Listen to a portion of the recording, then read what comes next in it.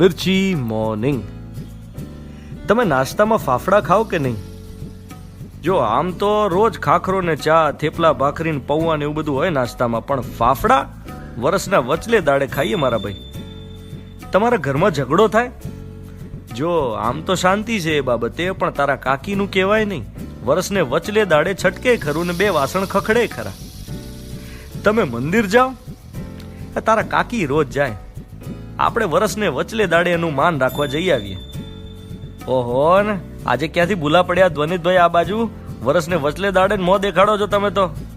આપણી ગુજરાતી ભાષાનો આ એક વિશેષ વાક્ય પ્રયોગ છે, વરસનો વચલો દાડો. એ દિવસ કયો? આજનો 2 જુલાઈ, 183rd day of the year. 182 દિવસ બાકી રહે વરસ પૂરું થવામાં. મિડ પોઈન્ટ, વર્ષનું આ મધ્યબિંદુ છે. પણ આપણે બહુ મીઠી રીતે આપણી ભાષામાં ટોન્ટ મારવા માટે, અથવા તો કોઈ વસ્તુ ક્યારેક જ મળતી હોય, કોઈ ઘટના ક્યારેક જ થતી હોય, તો કહેતા હોઈએ છીએ કે વરસના વચલા દાડે બધી સાફ સફાઈ યાદ આવે તમને વરસના વચલા દાડે. બાકી તો ગમે તેમ કાગળો પડ્યા હોય. અમારા ચિંટુના પપ્પાને કેવું કે વરસને વચલે દાડે અચાનક જ જૂના કામ યાદ આવે ને બધાને ઘરમાં તતડાવે કે આ બાકી છે ને પેલું બાકી છે ને કેમ પત્યું નથી, પછી પોતે જ ભૂલી જાય. આજે આ વાત કેમ કરી રહ્યો છું? કારણ કે આપણી જિંદગીમાં કોઈ વર્ષ વિશે આપણે સૌથી વધુ વિચાર્યું હોય ને, કોઈ વર્ષ વિશે આપણે સૌથી વધુ વાતો કરી હોય ને, તો એ છે આ વર્ષ 2020. છેલ્લે કોઈ વર્ષની આટલી ચર્ચા થઈ હોય તો એ હતું Y2K 2000, નવી સદીમાં પ્રવેશવાનો થનગનાટ. અને એ નવી સેન્ચુરીમાં 2020 નું મહત્વ હતું. ડોક્ટર અબ્દુલ કલામ સાહેબે આપણને વિઝન 2020 સમજાવ્યું હતું. ઘણા લોકોને એવું કહેતા સાંભળ્યા હશે તમે હમણાં કે હવે આ વર્ષ પતે તો સારું. સોશિયલ મીડિયામાં ફોરવર્ડ્સ હતા, મીમ્સ બન્યા કે અત્યારે જ દાવ ડિક્લેર કરી દો, જૂન એન્ડમાં જ વર્ષ પત્યાની ઘોષણા કરી દો. ભાઈ સાહેબ નથી સહન થતું. આ ભૂકંપ ને વાવાઝોડા ને દાવાનળ ને પૂર ને તીડના આક્રમણ ને સરહદ પર તણાવ, યુદ્ધના ભણકારા, કોરોના, ખમૈયા કરો. દોસ્ત, મારે તમને એ કહેવું છે કે જેમ ગઈકાલ ગઈ, જેમ આજની વહેલી સવાર ગઈ, જેમ આ ક્ષણ, આ પળ જેમાં હું ક્ષણ બોલ્યો એ પણ ગઈ, એમ આ વર્ષ પણ જશે એની મેળે. મારા તમારા કોઈના કીધે ઊભું નથી રહેવાનું.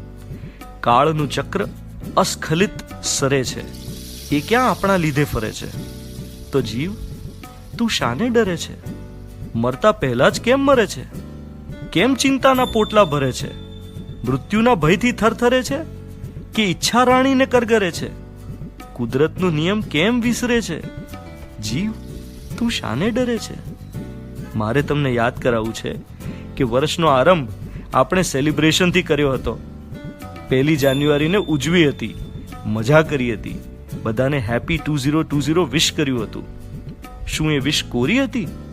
કેવા ખાતર હતી? કરવા ખાતર નહીં. અરે જીવી બતાવો, 2020 ને હેપી બનાવી બતાવો. હિંમત રાખો, વિશ્વાસ રાખો કે 31 ડિસેમ્બર 2020 પણ આપણે એટલી જ સારી રીતે ઉજવી શકીશું. અને હજુ તો રોકડા 6 મહિના બાકી છે. જે રેઝોલ્યુશન્સ 1 જાન્યુઆરી લીધા હતા, જે અધૂરા છે, જે નિશ્ચય લોકડાઉન દરમિયાન કર્યો હતો અને અધૂરો છે, એ કરવા માટે રોકડા 6 મહિના, 4368 કલાક છે. 4000 કલાકમાંથી 1500 કલાક તો જાગવામાં, ઊંઘવામાં, જમવામાં જવાના. 2500 બચ્યા. જે બાકી છે એને પળે પળ ઉજવી શકીએ જો ધારીએ તો. નહીં તો દુનિયા તમારા વિશે એવું જ કહેશે કે અચ્છા એ તો ખાલી વર્ષના વચલા દાડે હશે જ, બાકી આખું વર્ષ દુખી ને દુખી. ચાલો વર્ષનો વચલો દાડો સાર્થક કરીએ. You are listening to Mirchi. હું છું ધ્વનિત તમારી સાથે. Good morning my dear.